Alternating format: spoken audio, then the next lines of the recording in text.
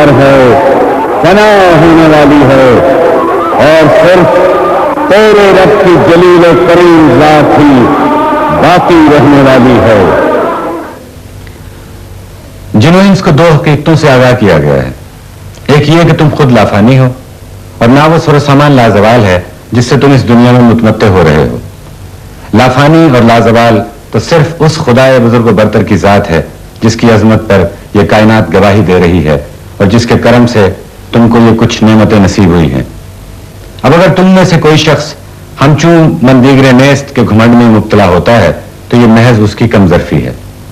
اپنے ذرا سے دائرہ اختیار میں کوئی بے وقوف کبریائی کے ڈنک کے بجائے یا چند بندے جو اس کے ہتھے چڑھ جائیں ان کا خدا بھی بن بیٹھے تو یہ دھوکے کی ٹٹی کتنی دیر تک کھڑی رہ سکتی ہے؟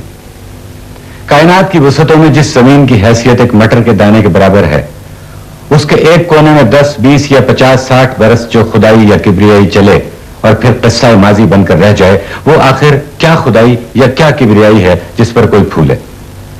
دوسری اہم حقیقت جس پر ان مخلوقوں کو متنبع کیا گیا ہے یہ ہے کہ اللہ جل شانہ کے سوا دوسری جن ہستیوں کو بھی تم معبود و مشکل کشا اور حاجت روا بناتے ہو, خواہ وہ فرشتے ہوں یا انبیاء یا اولیاء یا چاند اور سورج یا کسی قسم کی مخلوق, ان میں سے کوئی تمہاری حاجت کو پورا نہیں کر سکتا. وہ بیچارے تو خود اپنی حاجات و ضروریات کے لیے اللہ کے محتاج ہیں, ان کے ہاتھ تو خود اس کے آگے پھیلے ہوئے ہیں. وہ خود اپنی مشکل کشائی بھی اپنے بلبوتے پر نہیں کر سکتے تو تمہاری مشکل کشائی کیا کریں گے؟ زمین سے آسمانوں تک اس نا پیدا کنار کائنات میں جو کچھ ہو رہا ہے تنہا ایک خدا کے حکم سے ہو رہا ہے. کار فرمائی میں کسی کا کوئی دخل نہیں ہے کہ وہ کسی معاملے میں کسی بندے کی قسمت پر اثر انداز ہو سکے. آپ کو علم ہے کہ سورج کا فاصلہ زمین سے 9 کروڑ 30 لاکھ میل ہے. اگر یہ فاصلہ کم ہو جائے تو سب جاندار گرمی سے مر جائیں.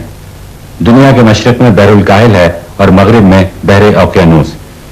یہ شمال و مغرب میں ایک دوسرے سے ملے ہوئے ہیں اور درمیان میں خشکی کا قطع ہے. یہ سمندر میلوں گہرے ہیں. اگر آج سطح زمین اللہ کسی طریقے سے برابر کر دے تو تمام روئے زمین پر 10,000 فٹ گہرا پانی چڑھ جائے گا. دنیا کے بڑے بڑے شہر سب سمندر کے ساحل پر ہیں, غرق ہو جائیں گے. جاپان اور امریکہ کے درمیان سمندر تقریباً 5 میل گہرا ہے. بدیگر الفاظ, جاپان کا چھوٹا سا جزیرہ ایک مہلک کھڈ کے عین کنارے پر واقع ہے, اور ممکن ہے کبھی کوئی زلزلہ اس ملک کو اٹھا کر ایک چھوٹے سے پتھر کی طرح اس کھڈ میں پھینک دے.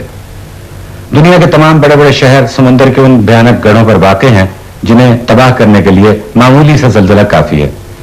مقام تعجب ہے کہ یہ لوگ موت کے جس قدر قریب ہیں اللہ سے اتنے ہی دور ہیں. اس دن کا انتظار کرو جب فضا میں ہر طرف دھواں ہی دھواں نظر آئے گا.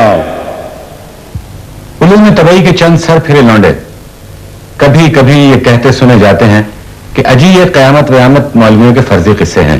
انسانی حیات کی منزل موت ہے, آگے کچھ بھی نہیں. مر کر کب کوئی جیا؟ بوسیدہ ہڈیوں میں دوبارہ جان ڈالنا کوئی کھیل نہیں. ان جاہلوں کو معلوم ہونا چاہیے کہ اس فضائے آسمانی میں ہماری زمین سے لاکھوں گنا بڑی دنیایں گھوم رہی ہیں. کروڑوں شموس و اقمار موجود ہیں. لا تعداد زمینیں سرگرم پرواز ہیں اور ہر طرف ایک مبہوت کن سلسلہ موجود ہے. تو جس اللہ نے یہ عظیم الشان دنیایں بنائیں, جہاں نے نور و ظلمت کا پرشکو نظام قائم کیا ہے, کیا اس اللہ کے لیے چند ہڈیوں میں جان ڈالنا مشکل ہے؟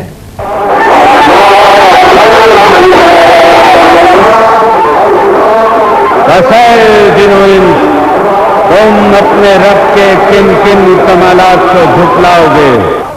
فانی مخلوقات میں سے جو کوئی بھی کبریائی کے زون میں مبتلا ہوتا ہے اور اپنی جھوٹی خدائی کو لازوال سمجھ کر اینٹتا اور اکڑتا ہے, اور اگر زبان سے نہیں تو اپنے عمل سے ضرور رب العالمین کی عظمت و جلالت کو جھٹلاتا ہے, اس کا غرور بجائے خود اللہ کی کبریائی کی تکذیب ہے.